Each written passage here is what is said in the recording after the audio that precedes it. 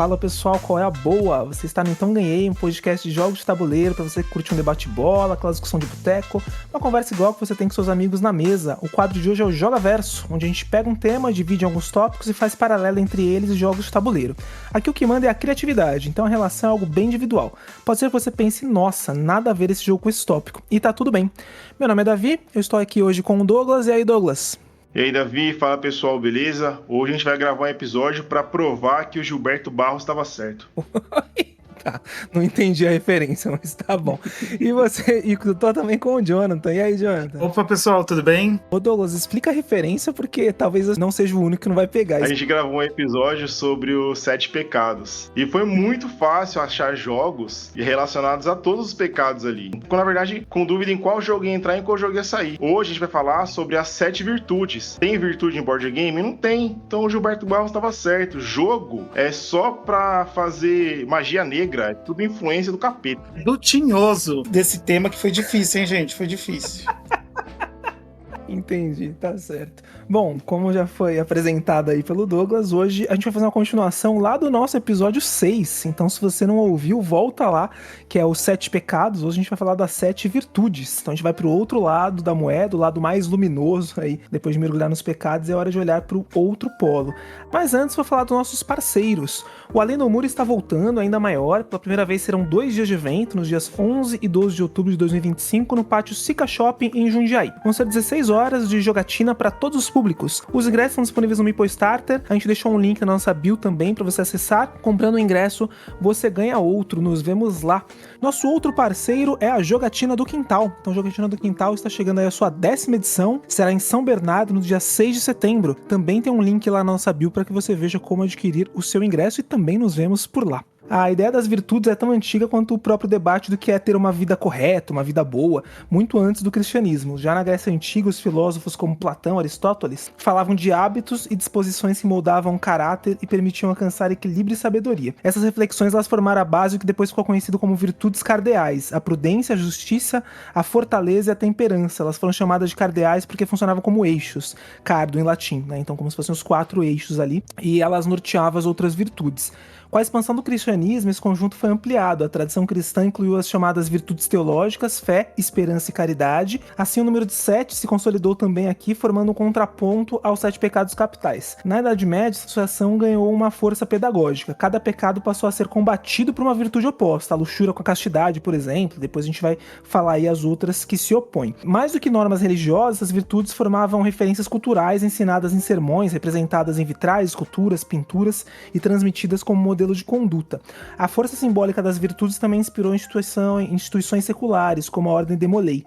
Criada em 1919, ela adota um conjunto próprio de 7 virtudes fundamentais: amor filial, reverência pelas coisas sagradas, cortesia, companheirismo, fidelidade, pureza e patriotismo. Esse espelhamento mostra como essa ideia de 7 virtudes foi reinterpretada em diferentes contextos, mantendo sempre a noção de guia moral e comunitário. Mas assim como aconteceu com os pecados, as virtudes não ficaram restritas ao campo religioso e filosófico, elas também se infiltraram na cultura pop. Na literatura, por exemplo, lá na clássica, bem antiga, a gente tem The Fairy Queen, de Edmund Spencer, que tinha uma representação alegórica das virtudes através de cavaleiros que as personificavam.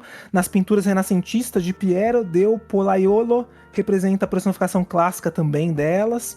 Nos quadrinhos da DC a gente tem as 7 virtudes celestiais, que fazem uma contraparte com os 7 pecados que enfrentam o Shazam. Nos games a gente tem uma série de representações. No Assassin's Creed 2, as estátuas das 7 virtudes estão espalhadas por Veneza como um símbolo de contraponto moral à decadência. Em Dante's Inferno, baseado na Divina Comédia, a subida do purgatório vai exatamente pelo exercício das virtudes que combatem cada pecado. Em Bayonetta, a personificação das 4 virtudes cardeais aparecem, e aí elas vão ser antagonistas que a protagonista vai enfrentar. Também em Final Fantasy XI, um grupo de 7 chefes chamado Jailers of Virtue, cada um nomeado com uma virtude clássica, aparece.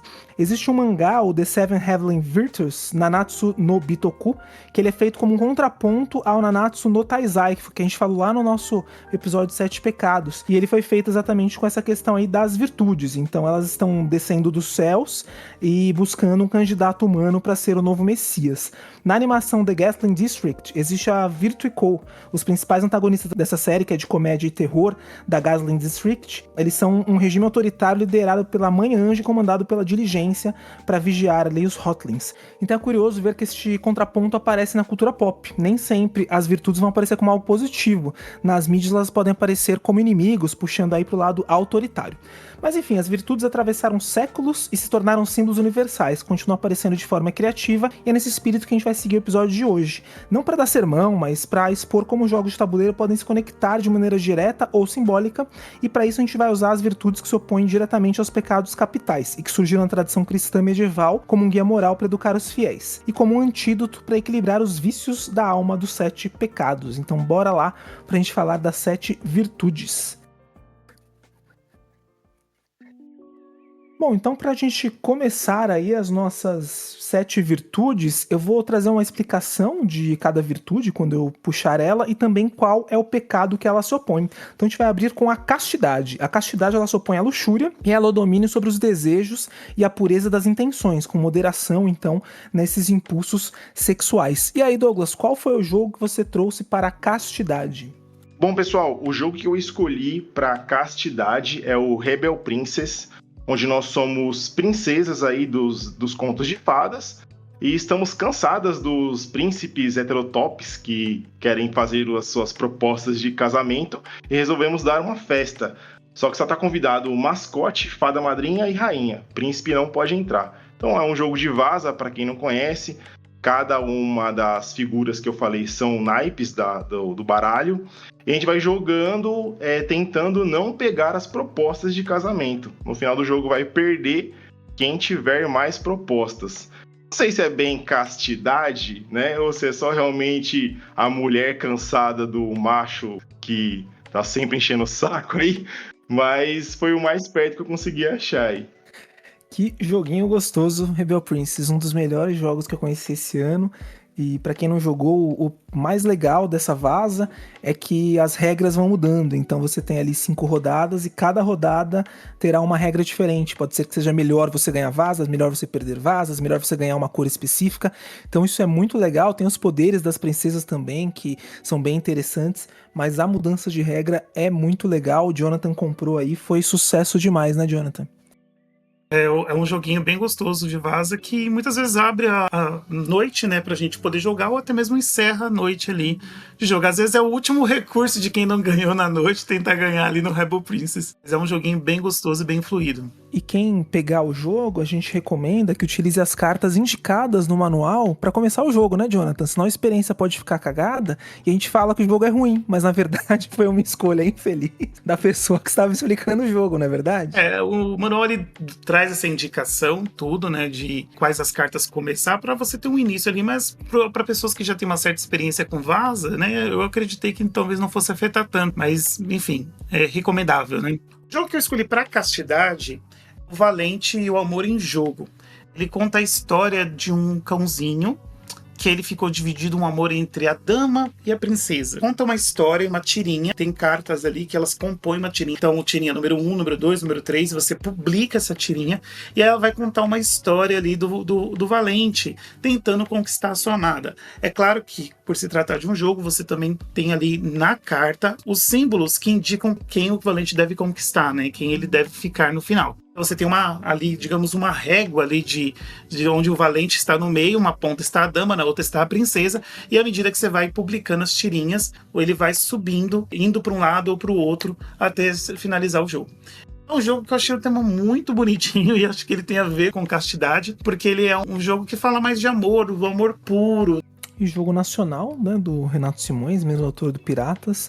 Não cheguei a jogar, mas ele é muito bonitinho, né? As cartas dele são... Se eu não me engano, ele é baseado numa HQ, eu não conheço, mas parece que ele é baseado numa HQ aí do mesmo nome. Então, quem se interessar aí, de repente vai ali pesquisar mais a fundo. E ele foi baseado nessa historinha. E ele tem uns traços que lembram um pouquinho anime, assim, né? Mangá. E é bem legalzinho aí. Então, realmente, bem bonitinho. Parece uma história em quadrinho mesmo, né? Então já achei interessante. Eu não joguei o jogo, só conheci ele ali pelos vídeos, mas eu fiquei interessado, porque eu achei a historinha muito fofa, então acho que é um jogo que eu procuraria pra jogar. Lembrando que o Joga Verso é um espaço que a gente utiliza para falar muitas vezes de jogos que a gente não jogou, né? Como a gente não aprofunda aí em review, a ideia realmente é conhecer jogos e levar também para quem ouve a gente. Inclusive foi isso que eu fui fazer, o que Douglas e o Jonathan falaram. Foi uma lista difícil, acho que para 7 pecados foi mais fácil. E aí eu fiquei pensando o que representaria pra mim esse tema da castidade. Eu quis pensar num casal famoso. E aí eu fui procurar um dos casais mais clássicos que existem na história aí da humanidade em relação à arte, né? Que é Romeu e Julieta. Então eu fui procurar jogos relacionados a Romeu e Julieta e encontrei um jogo que chama Romeu e Juliette. E ele é um jogo que saiu, acho que só em alemão, e assim, você acha um review dele em inglês, um review em espanhol, então pra quem interessar tem onde encontrar algumas informações, mas eu achei ele bem interessante, primeiro que a caixa dele, você abre ela, desdobra, ela vira o tabuleiro, então já é uma caixa bonitinha ali, ela vira a cidade de Verona, né, que é onde se passa a história de Romeu e Julieta. Ele é um cooperativo de comunicação limitada, então um é Romeu e outro é Julieta, e eles não podem se comunicar. Você só pode se comunicar utilizando uns bilhetinhos ali, esses bilhetes, eles são bem restritos no jogo, e eles não vão poder falar uma estratégia que você vai fazer, vão poder falar uma estratégia que você não pode fazer, então, não coloque aqui o personagem tal e o local tal. Por quê? Como é que funciona? Então, você vai jogar uma carta de local, uma carta de personagem, pra tentar fazer com que o casal se encontre. Quando ele se encontra, vai subir ali a trilha de amor. As demais pessoas das famílias, né, dos Capuletos e dos Montecchios, eles vão se encontrar na cidade também, e quando eles se encontram, sobe o ódio.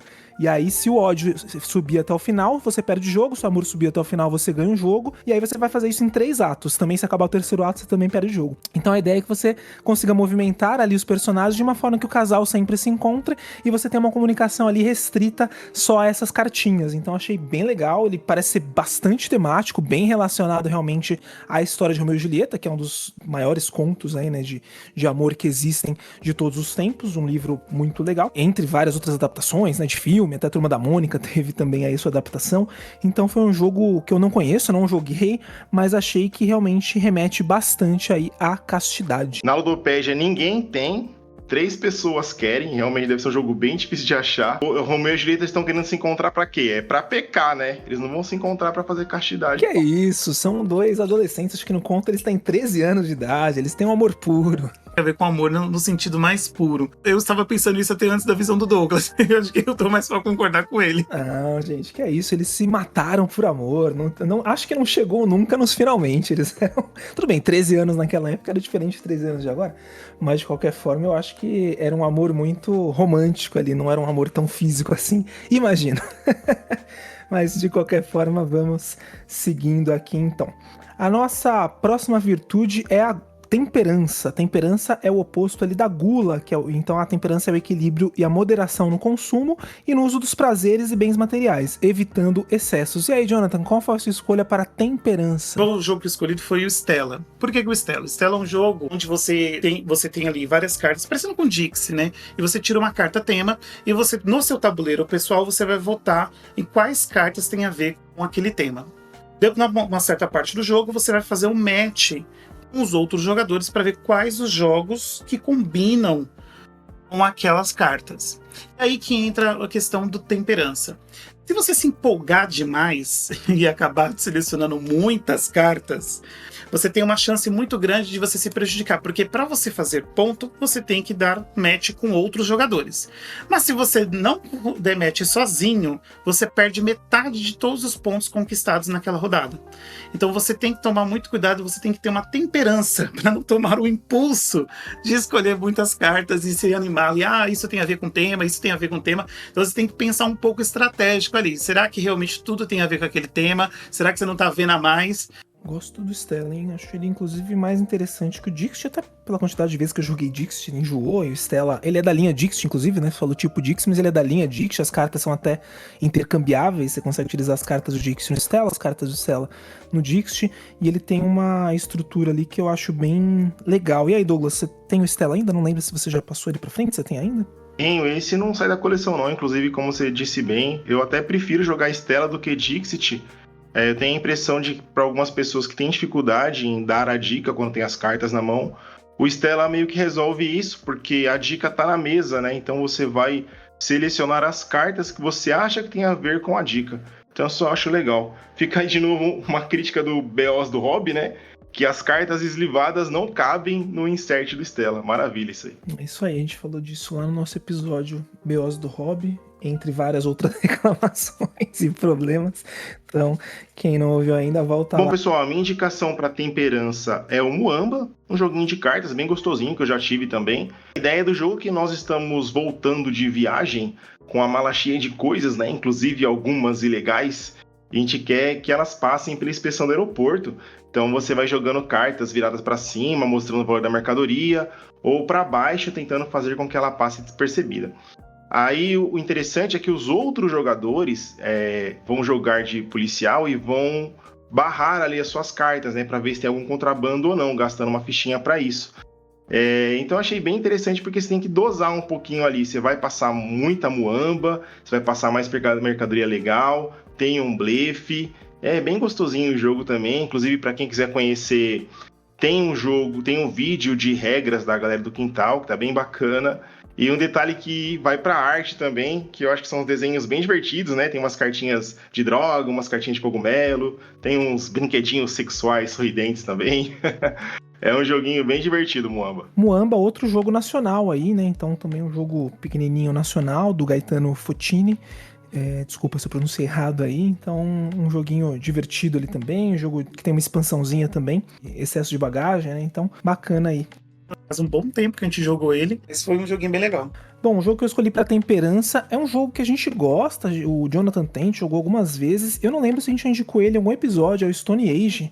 E o Stone Age é um euro de alocação de trabalhadores bem leve pra médio ali, acho que até mais leve na verdade. Então pra quem tá entrando nesse mundo de board games, quer de repente pegar um eurinho ali um pouco mais simples, é uma ótima pedida. Ele tem um tema ali de pré-história e uma pegada onde você vai fazer a captura de recursos, né? Então ouro, comida, madeira, pedra, e você vai jogar alguns dados. Então ele tem um pouquinho de sorte, mas não, tem sorte na verdade, mas é mitigável. Você vai melhorando ali as ferramentas, então você tem como melhorar isso, você vai pegando as cartas pra fazer um set também. E por que eu escolhi o Stone Age para essa virtude? Então você tem que mesclar muito bem ali como é que você vai fazer para poder alimentar a sua tribo. Então entra um pouco nessa questão da gula, afinal as pessoas comem até ouro nesse jogo, olha só.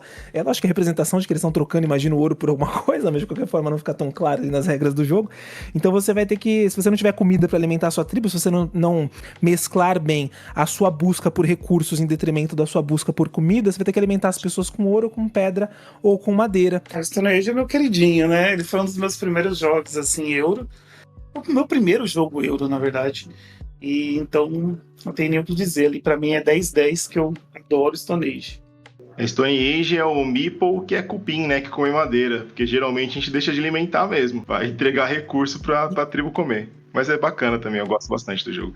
Inclusive tem a famosa e controversa tática da fome, né? Que você não alimenta nenhum dos seus trabalhadores, nenhuma das pessoas da sua tribo, e aí você deixa eles famintos e vai buscar pontos de outra forma. Tem como mitigar se as pessoas forem mais experientes, mas com pessoas mais novas, às vezes isso funciona. Então você não alimenta ninguém, fica ali na temperança total da gula, sua tribo vai passar fome, e aí você vai conseguir ganhar ponto de outra. Vai perder ponto ali pela não alimentação, mas vai ganhar ponto de outras formas.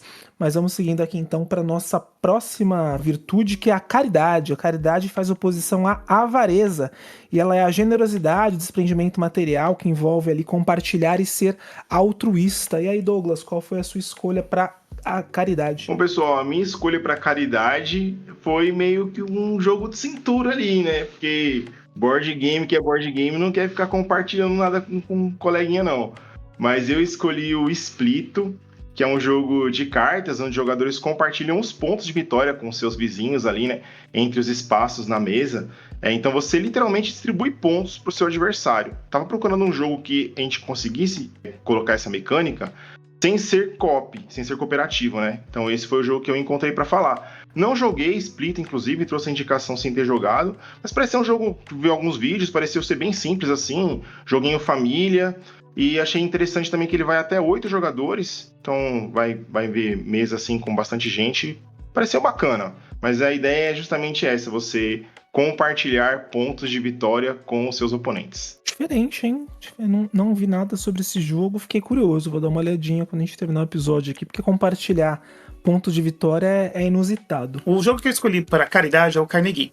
onde você controla uma empresa e você tem que espalhar as filiais dessa empresa e fazer doações para caridade. Por que eu escolhi esse jogo? Por duas questões da mecânica deles. Então você é o jogador ativo, você escolhe uma ação que vai ser executada ali entre 4 ações que existem, e os outros jogadores também vão executar essas ações. Então eu acho que, na minha visão, isso é uma questão de caridade. Você está escolhendo algo que também vai beneficiar a todos. Sem contar também, faz doações dentro do jogo. Então o que reforça também o sistema de caridade. É um jogo que eu não joguei ele ainda, mas é um jogo que, pelo que eu vi, ele já me interessou de conhecer, de jogar ele. Eu joguei o Carnegie, um euro muito bacana. Você tem ali a empresa, né, do Andrew Carnegie, que foi um magnata do aço, né? Então ele teve toda essa questão de ajudar, né, sei lá, de participar do crescimento das cidades americanas, então da questão das ferrovias também e tal.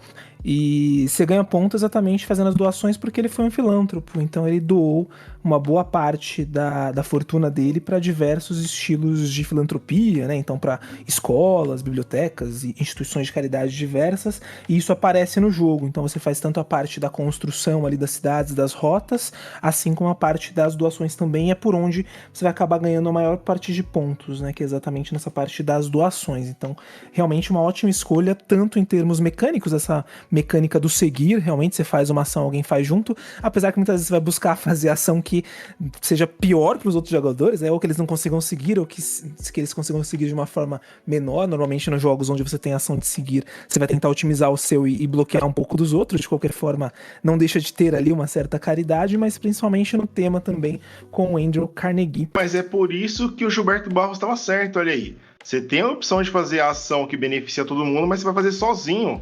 Porque a gente é egoísta mesmo, não tem o que falar não. Eu achei interessante, lembrou um pouquinho, não sei, né?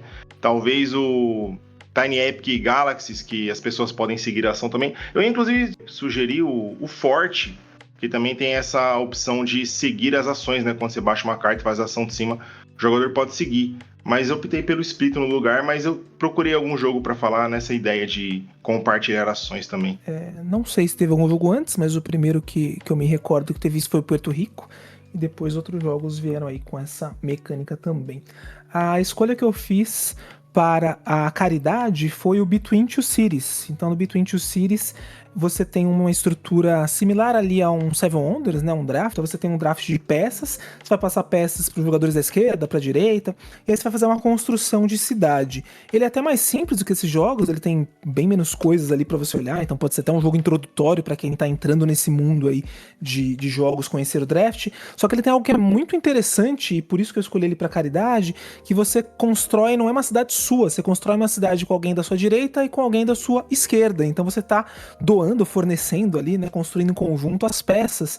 Então você vai ter que conversar ali com as pessoas que estão, né, que peça que está passando, que peça que estão passando para você, para fazer essa construção em conjunta e tentar otimizar, porque tem várias peças que pontuam de forma diferente, então tem algumas combinações de linha, combinações de quadrado, combinações de coluna, e aí você vai pegando essas peças e vai montar. E aí você monta para um lado direito, para o lado esquerdo, e no final a pontuação é a sua cidade mais baixa, então você vai tentar equilibrar ali, otimizar, porque não adianta você ter uma cidade que pontua muito, porque a cidade que vai valer ponto para você no final é a cidade mais baixa. Então, muito interessante essa ideia de você estar construindo uma cidade com 2 jogadores, né? Você está construindo com a direita e com a esquerda o tempo todo. Eu já joguei, inclusive, e é a mesma mecânica do Split, na verdade. O Split só é um carteado, mas ele tem a mesma proposta.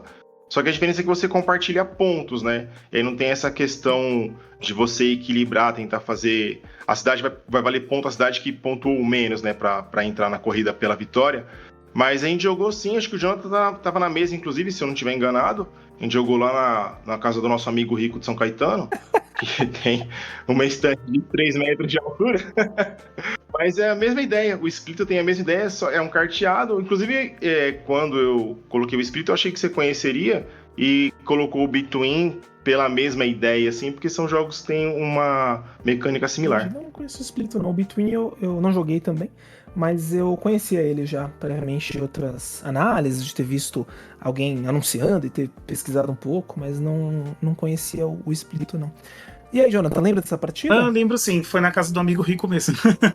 A gente jogou, foi bem legal, foi bem gostoso de jogar esse jogo. Foi bem divertido, foi um jogo bem diferente, assim, pra mim. É que realmente tem aquele negócio, você tem que pensar nas duas cidades. Como você joga construindo duas cidades ao mesmo tempo, e como o Douglas citou que você pontua pela menor cidade, é a ideia que você faça com que as duas cidades que você controla estejam com pontuação muito A próxima. gente vai falar agora da diligência. Diligência é a oposição da preguiça. Então, a diligência é o esforço e dedicação constante que neutraliza a inércia para dedicação e cumprimento dos deveres. E aí, Jonathan, o que você escolheu para diligência? A diligência, eu escolhi o jogo Dungeon Fight. É um jogo cooperativo, você tem um grupo de heróis ali que vão entrando na masmorra e vão enfrentando os monstros.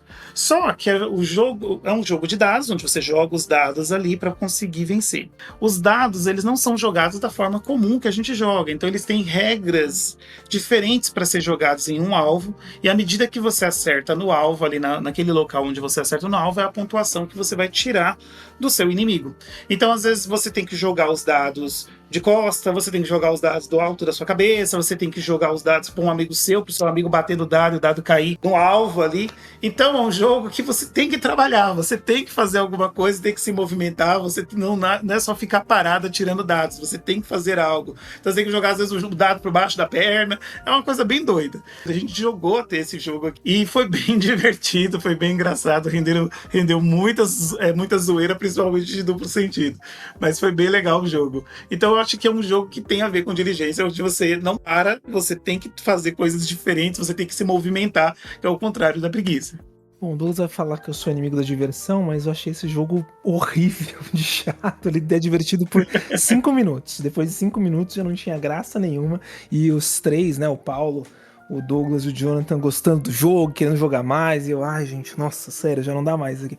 Realmente, sem graça, ele é um jogo de destreza ali, assim, que tem nessa parte da dungeon, que você tem os desafios, os monstros pra enfrentar, mas a diversão dele dura de 5 a 10 minutos. Mais do que isso, é realmente a diligência de você persistir em algo que tá completamente insalubre ali de continuidade. E aí, Douglas? Então, só falar que o Paulo alugou esse jogo pra gente jogar, né? E o Paulo é um amigo mais tímido, né? Não é uma pessoa tão extrovertida, mas acho que ele tinha assim uma vontade de pegar na nossa mão, de chegar com o corpo mais perto. E o jogo, na rolagem de dados, tem algumas cartas que fazem, né? Você jogar usando a mão do coleguinha e tudo mais. Acho que foi por isso que ele alugou, inclusive. Ele vai estar ouvindo a gente e vai pensar um pouquinho sobre Ele isso. vai adorar ver você citando ele exatamente com essa informação, porque ele é realmente tímido. Fama do cara agora, depois do comentário do Douglas. Preciso alugar um jogo pra pegar na nossa mão. Não precisa, Paulo, você pode pegar na nossa mão, a gente é amigo, tá bom? Mas vamos lá. E aí, Douglas, qual foi o jogo que você escolheu pra diligência? Bom, pessoal, para diligência eu escolhi o Jungle Speed, porque é um jogo que se você vacilar o cachimbo cai. É um jogo simples, você vai ter uma pilha de cartas, você vai virar a carta do topo, vai ver o símbolo que aparece, se ele corresponder com de outro jogador na mesa, vai ter uma competição para ver quem pega o totem que está no centro da mesa. Então o jogador que pegar primeiro ganha o desafio, o jogador perdedor vai pegar todas as cartas do jogador vencedor, né? O interessante é que os símbolos são muito parecidos, com a ideia justamente de confundir, né? Então, se você pegar o totem enganado, se você olhar para o seu símbolo e achar que ele está dando match com algum outro jogador da mesa, você vai pegar as cartas de todos os jogadores da mesa. Como dá para se imaginar, né? A ideia é justamente se livrar das cartas. Eu escolhi, então, como diligência no sentido de estar sempre alerta, né? Porque é um jogo que você não pode bobear, olhar um pouquinho para o lado, porque o jogo é muito dinâmico, virou a carta, se bater, tem que pegar o totem correndo. Acho bem divertido, eu tenho na coleção. Ele tem duas versões, ele tem o Jungle Speed e o Jungle Speed Bertone, que pelo que eu entendi só muda o totem, a caixa, a arte das cartas é exatamente igual. E ele vai bem com uma grande quantidade de jogadores, vai até 10 jogadores, inclusive. É um jogo que eu recomendo, que me divirto bastante com ele. Eu lembro que foi a primeira vez que o Douglas visitou. O Douglas e a Elaine foram na minha casa. E aí a gente jogou esse jogo aí. Foi assim, divertido. Não é um jogo que eu teria, não, mas foi divertido. Foi isso mesmo, tava doido pra você pegar o totem. Pra você pegar o totem na mesa. Tá faltando castidade aí nesses comentários. Mas vamos lá. O jogo que eu escolhi pra diligência foi o Lignum. esse realmente é trabalhoso. O Ligno é um euro bem pesado ali, onde você tem uma madeireira pegando ali, cortando as madeiras, tem as madeiras de vários tipos para poder fazer as vendas e as entregas. E o grande ponto dele é que ele funciona num estilo de trilha, então pensa, sei lá, num jogo da vida, só que sem dados, sem roleta, você vai controlando ali para onde você quer andar. E isso cria um sequencial bastante difícil, porque você precisa pensar nas ações realmente de uma forma estruturada. E às vezes alguém vai lá e bloqueia a ação que você precisa pular aquela ação, e você só vai conseguir fazer essa ação quando acabar a rodada, porque você vai dar a volta toda pelo tabuleiro. Então ele é um jogo bastante apertado, muito legal, joguei apenas uma vez, infelizmente, mas adorei, assim, um jogo maravilhoso, e esse é fritação de cérebro total, então ele realmente se transpira jogando ali, ele passa muito essa questão da dedicação, do cumprimento ali dos contratos de uma forma bastante complicada e com muita necessidade de estrategizar. Vou perguntar se ele lembra o Kanban. Não, ele é...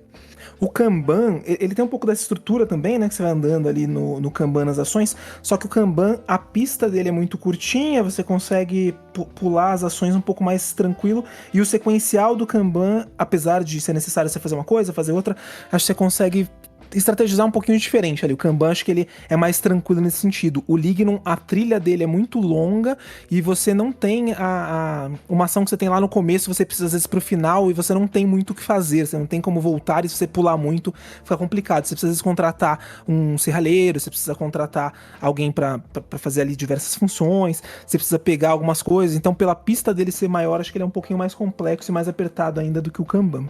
Mas uma boa lembrança pra quem jogou o Kanban, de repente ele lembra um pouco dessa questão de você indo sequencial ali de ação em ação. Nem pensei nessa conexão, mas é boa, Douglas, tem uma relação, sim.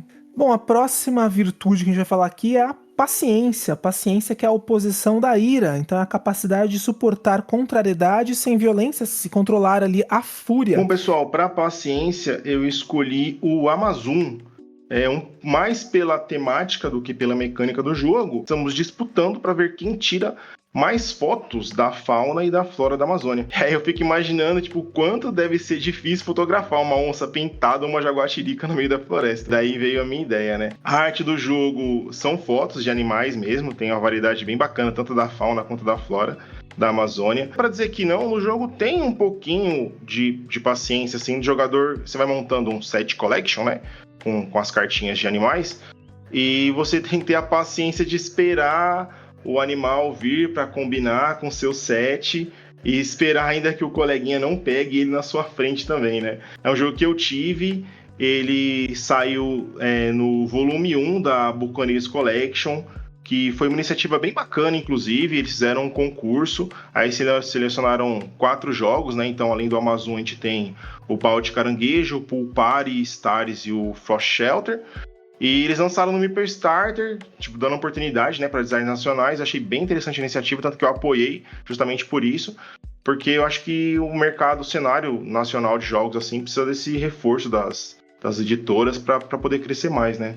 Mas a Amazon é um joguinho divertido. Joguei, gostei, achei bem legalzinho. Quem gosta desses jogos de pattern building ali, né, de construção de modelos, você vai juntando ali as cartas, os animais, e vai unindo os símbolos, e realmente muito bonito, né, animais da Amazônia, plantas e tal, muito bonito e bem gostosinho, assim, acho que eu joguei 3 da Buccaneers Collection, não joguei os 4, mas acho que foi o jogo que eu mais gostei da Buccaneers.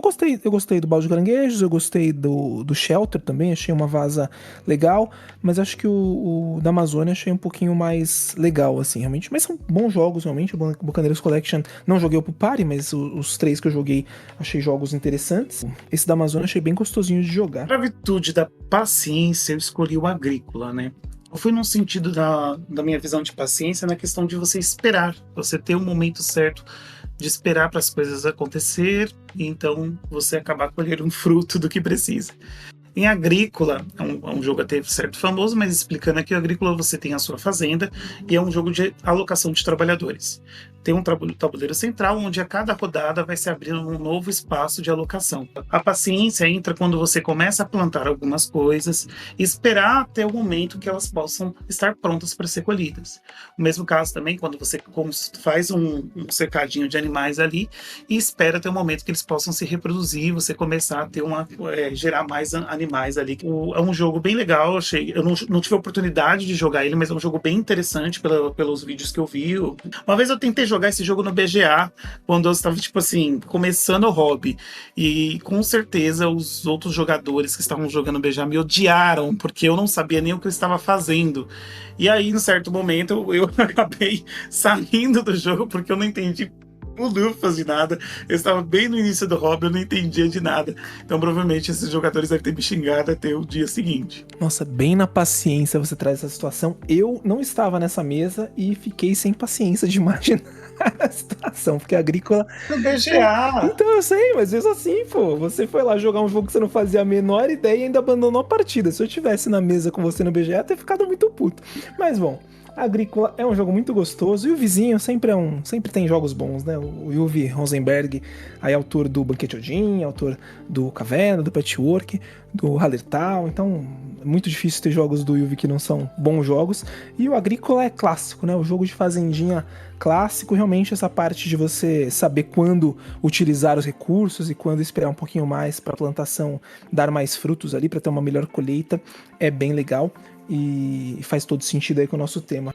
O jogo que eu escolhi aqui para paciência foi o Nevermind the Distraction, e foi também muito pelo tema. O Nevermind the Distraction é um jogo que saiu via Kickstarter lá fora, não chegou no Brasil, e ele tem um tema de mindfulness e meditação, então passa muito para mim essa ideia de paciência, de tranquilidade, né, de você saber lidar ali com o controle das emoções, controle da fúria, e ele funciona, é um jogo exclusivamente solo, então você vai jogar contra o jogo ali, num estilinho meio cabo de guerra, assim, o jogo vai tentar abrir, é um jogo abstrato, né, então você pode jogar ele meio que tentando tematicamente absorver essa questão do mindfulness, ele tem até uma cartinha ali que fica sempre centralizada do respirar, então ele vai a todo momento falar para você respirar, mas de qualquer forma ele é um abstrato, e ele tem esse ponto que vai tentando fazer as emoções aparecerem e te distraírem ali, ou as informações te distraírem, e você vai tentando liberar elas da sua mente, então vai ser uma experiência ali muito voltada a isso. Então ele tem alguns sets de carta, então ele é uma experiência muito sensorial também, né? Tem essa parte da carta do respirar,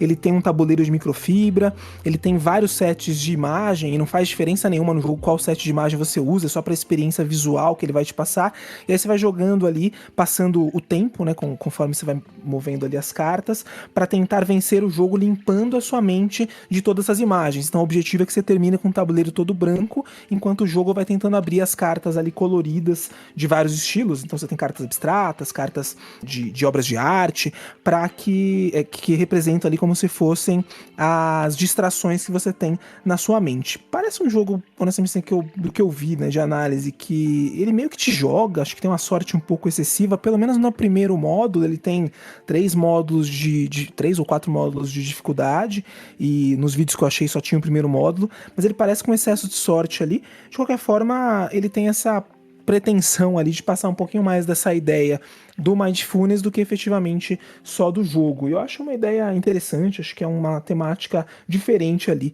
para ser tratada. Só falar que eu dei uma olhadinha também na arte. O tabuleiro, como você disse, é microfibra, parece realmente um tecido, né? Você abre o tecido na mesa ali, não sei se você vai ficar de frente para ele, como é que vai funcionar, né? A posição que você quer ficar para meditar. E a arte bem bonita, tá vendo? Tem uma fotinha de um cachorro segurando um galho aqui, uma pessoa num deserto, eu achei bem interessante. E é curioso porque a arte dele é super linda, mas você quer se opor à arte, né? Você quer, na verdade, sempre que a carta vira, você quer virar ela pro lado oposto. Então, seu objetivo é ter tudo em branco, que lógico faz todo sentido temático ali com esse processo da meditação, de branquear a mente ali, né? De você não ter nada ali na sua percepção, né? Que você consiga entrar num outro estágio, mas de qualquer forma é curioso você lutar contra essa arte bonita. Achei isso curioso, interessante também. Pelo tema desse jogo, não é um jogo que me atrai, não. Esse negócio de meditar não é algo que me atrai. Não tem jeito, eu não consigo sentir atração com essa ideia de meditar. Não consigo. Eu já tentei e Ainda não consegui, eu gostaria, assim, acho que até, né, pela questão de ansiedade e tal, seria bem benéfico pra minha vida se eu conseguisse meditar, mas eu não consegui por hora, mas é uma técnica aí que eu espero conseguir alcançar nessa essa técnica de meditação, de mindfulness, realmente é algo que eu acho que seria bem positivo pra minha vida, não consegui ainda, mas quem sabe um dia. Vamos seguindo aqui para nossa penúltima virtude, que é a virtude da bondade. A bondade é o oposto da inveja. Então a bondade vai ser alegrar-se com o bem do outro e querer o melhor para todos. E aí, Jonathan, qual foi o jogo que você escolheu para a bondade? O jogo Slay the Spire. A gente já comentou sobre esse jogo em alguns outros episódios. Ele é um jogo também queridinho da nossa mesa aqui, que a gente gostou. O único jogo cooperativo, vou ser bem sincero, o único jogo cooperativo que eu vi até agora que o pessoal se anima para jogar. Você tem um grupo de heróis, cada um representa um herói ali. É um jogo de deck building, onde você usa essas cartas dos heróis e vai enfrentando as masmorras, destruindo os monstros. E por que eu escolhi ele para bondade, né? Quando você joga ele, que ele vai de 1 a 4 jogadores, e quando você joga com mais de um jogador, os jogadores podem se ajudar. Então, em determinado momento, quando o jogador ele não está forte o suficiente para vencer os inimigos, os monstros que apareceram para ele, você pode ajudar o oponente. Na verdade, ele acaba indo saindo até além de você poder, se torna meio que uma obrigação, porque se um dos jogadores que estão jogando morrer, o jogo todo é perdido. Então você acaba sendo necessário você ajudar o outro jogador quando você está jogando com ele e ele não está conseguindo vencer os monstros. Teve um caso que a gente jogou aqui no nosso grupo, eu não sei se a gente comentou em outro momento, que estávamos jogando os 4 jogadores e tinha uma pessoa, um jogador em específico, que praticamente ele está sendo um embuste no meio do jogo. O tempo todo ele não conseguia ter a força para conseguir vencer. Mas foi engraçado, porque o tempo todo a pessoa não conseguia vencer nem os próprios monstros e era necessário nós 3 agirmos para poder ajudar a pessoa a vencer os monstros, não é, Davi? A pessoa vulgo eu não sei onde tá a bondade que você tá falando de ter escolhido esse jogo, sendo que vocês ficaram tirando o sarro de mim por semanas e semanas porque eu não consegui contribuir. Eu não tenho culpa que eu peguei um personagem mais difícil e tava complicado ali, o baralho não tava ajudando, mas tudo bem. Slay the Spire é muito bom, assim, realmente é uma adaptação de um jogo digital, né, do mesmo nome, e ele é uma adaptação incrível, assim, eles realmente conseguiram transpor a ideia do jogo de uma forma primorosa. Eu joguei ele bastante aí no Switch, peguei o jogo de tabuleiro também e, nossa, ele é muito, muito bom realmente, então, baita jogo, mas péssima escolha, porque não houve bondade nenhuma de vocês aí na partida. Foi bondade sim. Não, e eu vou dizer mais, esses jogos cooperativos, o Davi, ele sempre parece que ia ser o diferentão, e ele não consegue. A gente foi jogar um outro jogo cooperativo, ele pegou um personagem de classe fraca para combate corpo a corpo e resolveu separar do grupo. A ideia de todo jogo cooperativo, vamos unidos venceremos. Aí ele, não, eu quero ser o diferentão. E lá vai o Douglas com o personagem dele, que era meio tanker, assim, ajudar o Davi a matar o monstro do outro lado do jogo, do outro lado do Por isso tabuleiro. que eu não gosto de cooperativo. Eu me responsabilizo pelas minhas escolhas e muitas vezes eu ganho. Agora no cooperativo eu faço as pessoas perderem, gente. Eu não tenho essa habilidade. A Slay the Spire, ele junta 2 mecânicas que eu não sou muito fã, né? Um deck building e é um jogo cooperativo, mas mesmo assim é um jogo que eu gostei bastante de ter conhecido. Quando vem pra mesa, diverte. Bom, pessoal, jogo da bondade pra mim é assim: uma pessoa que se dedica a resgatar animais de rua e encontrar um lar pra eles é uma boa pessoa? Ponto de interrogação. Então, isso que acontece no jogo Little Friends. É um jogo cooperativo, de um designer brasileiro também, do Joca Júnior. E nele a gente vai ter um tabuleiro que simula um bairro. E a gente vai resgatando os animais e tentando encontrar um novo lar para eles. Então os animais eles vão surgindo no tabuleiro, a gente vai puxando de uma bag, colocando eles no tabuleiro, vai ter uns desafios. Como eu disse, é um jogo cooperativo, então a comunicação é muito importante. Você vai usando certas ações para poder cumprir esses objetivos e vai pontuar de acordo com os matches, né? Se você entregou um animal para um tutor que estava mais tipo, o tutor quer um gatinho, você entregou um gatinho para ele vai ficar mais feliz. Então, é bem divertido. Inclusive, eu joguei ele no evento do Quintal, jogamos um protótipo, e aí quis entender como é que tá a fase do jogo, em que fase que tá, né? Falei com o Joca, ele disse que a previsão é que entre em financiamento coletivo no segundo semestre de 2026, né? A gente está gravando agora em agosto de 2025. Eu espero que dê certo, porque realmente a temática do jogo é muito fofinha, inclusive até poderia ter entrado nos jogos fofos, porque realmente é bem fofinho e é bem bacana também, leve, divertido. Little Friends foi um jogo cooperativo que eu também gostei de ter jogado. O jogo que eu escolhi pra bondade também tem um quê de cooperativa e aparentemente todos nós olhamos pra cooperação como algo que remete à bondade, mas não apenas, né? O jogo que eu escolhi ele tem um modo cooperativo, tem um modo semi-cooperativo, e eu escolhi ele mais pelo modo semi-cooperativo, que é o CO2 Second Chance, que é um jogo do Vital Lacerda, pesadinho ali. E ele, tematicamente, ele olha muito para essa questão da bondade, porque você está reduzindo a emissão de poluentes, a emissão de carbono do planeta, colocando fábricas de energia limpa. Então você tem energia eólica, energia que transforma ali o lixo, fábricas que transformam o lixo em energia, o vento, né, também, a parte eólica, a parte de sol. E você vai construindo essas fábricas, vai tendo ali uma série de interfaces até com questão política e tal. E ele é um jogo que tem um lado cooperativo e tem esse lado semi-cooperativo. No semi-cooperativo tem uma lenda aí que diz que é impossível ganhar. E que inclusive o autor tinha essa intenção para mostrar que se nós todos não nos unirmos, a gente não vai conseguir salvar o mundo. Não sei se é verdade, não sei se é mentira.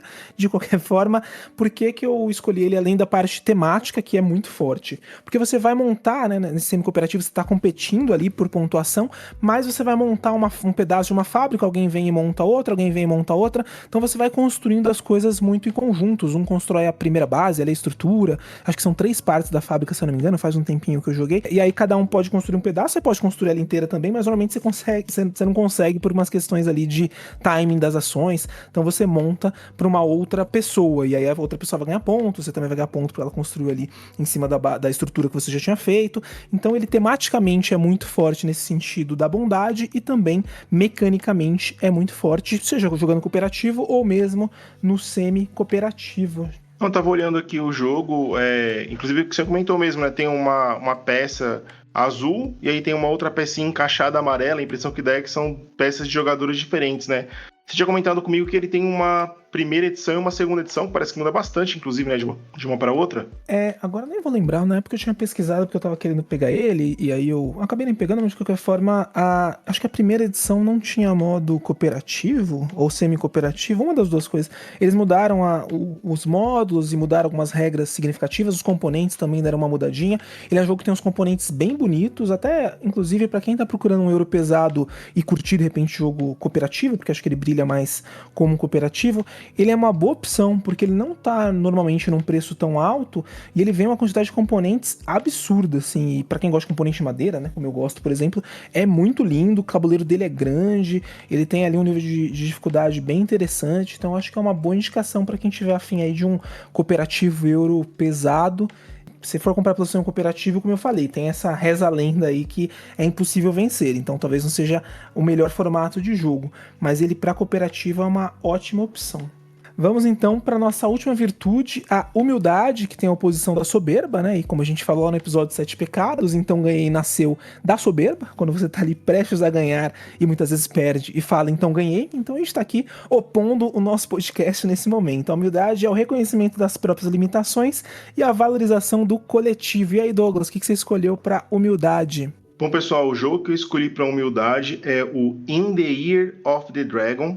Nele nós somos príncipes no ano 1000 da China e vamos enfrentar um ano muito difícil. Um ano que vai ter seca, vai ter guerra, vai ter doença, vai ter uma série de adversidades que você vai usar as cartas para tentar superá-las, né?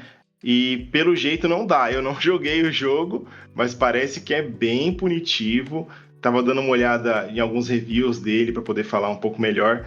E o pessoal fala das dificuldades que enfrenta ao longo do jogo, é bem sofrido, bem apertado. E uma coisa que eu achei interessante é que os eventos, eles estão dispostos na mesa desde o começo do jogo. Então, na primeira rodada, o jogador já sabe o que ele vai enfrentar, tipo, na 8ª rodada, por exemplo, né? São 12 rodadas, representando cada rodada um mês, né, do ano. E você sabe que vai enfrentar e vai tentar se preparar, e mesmo assim parece que não vai conseguir. Vai sofrer bastante. É um jogo do autor do Feld, né? É o mesmo autor de Lagrange e outros jogos aí consagrados. e aparentemente é o mais punitivo dele. E eu escolhi o In the Year of the Dragon justamente por isso, para você jogar o jogo, não conseguir resolver os problemas, se olhar no espelho e saber que você é um humano ridículo, limitado, que só usa 10% da sua cabeça animal. Só uma correção, o Feld não é autor do Lagrange não, viu, Douglas? O Feld é autor do Castle of Burgundy, do Trajan, outros vários jogos aí do Bonfire. Na Ludopédia tá marcado Lagrange. Não, o autor do Lagrange é o Michael Keller, o André Odé e o Odenk, sei lá. E inclusive o autor, acho que o Odé, se eu não me engano, ele fez um jogo recentemente com o Yuvi, que é o Plantanubo, mas não é o Feld não. O Feld tem outros vários jogos famosos, mas não o Lagrange. Não vou debater, porque tá aqui, né? Eu tô com a tela da Ludopédia aberta, mas também não entendo muito de autor, então. Coloca Feld aí na Ludopédia. Cliquei no Stefan Feld aqui, ó. Aparece o Castle of Burgundy, Ué, Lagrange Deluxe? Ele deve ter tido alguma participação nas expansões do Lagrange. Por isso que ele tá no Deluxe, mas ele não é autor do Lagrange, não. Ele deve ter ajudado em alguma expansão do Lagrange Deluxe. Mas bom, eu adoro o Feld, e pra quem conhece, né, os jogos dele, você faz pontuação em tudo que é canto, né? Tem um monte de lugar pra você pontuar. E ele, em breve, a gente vai ter a oportunidade de jogar aí, se vocês quiserem, né? Não sei se é o estilo aí que você curte, Douglas, mas o Arthur pegou ele numa troca recente aí na Match Trade. Então, em breve, eu estou ansioso pra jogar, mais ansioso do que as trocas que eu fiz pra jogar, eu estou pra jogar o que o Arthur fez, porque o In the Year of the Dragon tá na minha lista faz um tempão. Então, não vejo a hora que o Arthur receba pra gente conseguir conhecer o jogo aí. Eu achei bem interessante, deve ser muito difícil tentar fazer com que o reino prospere diante de tantas situações ali que o Douglas colocou ali, que o jogo apresenta, né? Esse negócio de jogo muito apertado, muito sofrido, não é comigo, não. Adoro um jogo que você sofre, que você não, socorro, o que fazer? Os melhores jogos pra... Sou masoquista de jogo, gente. Eu adoro jogo sofrido. Olha, antes de eu falar o meu jogo pra humildade, eu queria dizer assim, completando a questão do significado da virtude da humildade, ele, além de você reconhecer, né, os seus limites, você praticamente entender que você é insignificante no vasto universo. Existe um episódio de um desenho que eu adoro, que é o Incrível Mundo de Gumball, que é um desenho de um gato azul que tem como irmão adotivo um peixe com pernas e braços. É uma viagem toda. Mas tem um episódio específico que os planetas cantam pra ele, porque ele se questiona pro universo por que tudo dá errado nele, que o nome da música dos planetas é Sua Vida é Só um Grão. Então, quem está se sentindo um pouco soberbo, assim, eu indico você ouvir um pouco, pesquisar ali no YouTube e ouvir essa musiquinha que ela vai te colocar no seu devido lugar. O meu jogo escolhido foi o Small World. O Small World é um jogo de alocação de fichas, onde você tem que dominar territórios ali, onde você controla raças que têm poderes específicos da raça, e também o jogo sorteia novos poderes que combam com cada uma das raças, né? É apresentado para você uma raça com o poder dela, mais um poder sorteado ali. É um jogo muito legal, ele é bem interessante, você disputa bastante ali o tabuleiro ali com os outros jogadores. Você pode jogar várias vezes, porque dificilmente uma raça vai cair no mesmo poder sempre, porque são tantos poderes e tantas raças que tem tantas combinações possíveis, né? E por que eu coloquei ele como jogo da humildade? Porque em determinado momento do jogo, a raça já não vai conseguir te dar tantos pontos, então você tem a opção de fazer o declínio da raça. Então você pega suas fichas ali, vira ela para o sentido oposto no tabuleiro, e ela não vai ser usado mais o poder da raça que você escolheu, nenhum poder que foi sorteado. E aí depois você pega uma outra raça para começar. Então aí que entra a humildade, você saber identificar quando que você tem que declinar a sua raça, saber identificar que quando a raça que você escolheu já não serve mais para poder continuar o jogo. Então eu acho que vale um pouco de humildade aí para você fazer essa análise. Adoro Small World, a gente falou dele lá no nosso episódio do clássico para o moderno, né, de jogos que substituíram os clássicos. Ele foi a minha escolha para substituir o War. Para mim ele é o melhor tipo War que tem, assim, muito gostoso, pouca sorte, ainda que você tenha as combinações da raça, você tem ali o dado, mas o dado você utiliza só no final do turno, num momento específico, e realmente essa combinação de raça e poder é muito variada. Na caixa base já tem bastante opção, mas ainda tenho algumas expansões aqui de raça, então realmente é um jogo que eu Sou apaixonado e ele é muito gostoso, e quem tá procurando um controle de área simples, assim, pra quem de repente, né, tem um grupo que tá saindo de um Ori e quer uma coisinha, um nível depois, é uma ótima opção. Concordo com tudo que você disse aí, já tinha concordado também no outro episódio. Realmente é um jogo muito gostoso, sempre que vai pra mesa é sucesso. E eu não tinha entendido a escolha do Jonathan na humildade. Aí quando ele explicou, fez sentido realmente. A mecânica do jogo é muito interessante, essa ideia de declínio no jogo. Não é uma coisa que eu já vi em outros jogos também. Isso faz bastante diferença, inclusive é um fator determinante para vencer o jogo. Se você entrar em declínio no momento errado, provavelmente vai te custar a vitória. Bom, o jogo que eu escolhi para humildade é o Segundom. Segundom, que é o nome aqui, acho que brasileiro e espanhol, para um jogo que é Why First, né? Why the First, ou algo nessa linha, onde você vai querer ser o segundo. Isso é bem interessante, por isso que eu escolhi essa questão da humildade, porque você não quer ser o primeiro, você quer ser o segundo, tanto rodada a rodada, quanto na pontuação geral. Então você vai ter ali uma trilhazinha, que vai acho que até 16 e 16 negativo, ou algo nessa faixa, e aí todo mundo vai jogar cartas em tempo real, essas cartas vão ter números ali, mais 3, menos 3, mais 2, todo mundo vai jogar em tempo real pros outros jogadores ali. E aí os pinozinhos vão andando numa trilha. E aí você vai ficar de olho, porque você não quer ser o primeiro, então você quer ser o segundo vai fazer a pontuação de onde ele terminar na trilha. Só que às vezes terminar em segundo é ruim também, porque você pode estar numa pontuação negativa, aí você vai perder pontos. E aí no final do jogo, quem tiver a segunda melhor pontuação será o vencedor. Então ele parece um jogo caótico ali, divertidinho, vai acho que até 8 pessoas, é um jogo bem leve, mas bem interessante, com essa questão de você não querer ser o primeiro, e sim o segundo rodada a rodada. Não joguei, mas fui dar uma conferida também. Lembra o tabuleiro do perfil, né? Um negócio meio simples assim. E o nome do jogo não apetece, né? Parece que eu tô falando segunda-feira, tipo segundom, não é legal. Bom, gente, a gente vai caminhando pro nosso final do episódio aqui, mas antes disso a gente tem que trazer a virtude do board game. Douglas, qual foi a virtude que você escolheu dentro do nosso hobby? Eu escolhi a virtude que eu estou tentando praticar, que é a temperança. A coleção já tá bacana, tem um pouquinho de cada estilo, tem que considerar a coleção coletiva, então tá bom, né? Não vou comprar jogo por enquanto, não. É temperança aí pro Douglas. E aí, Jonathan, qual foi a sua escolha da virtude de um board gamer? Minha virtude, na verdade, que eu estou tentando trabalhar é a paciência na hora que eu sou zoado, porque eu perco.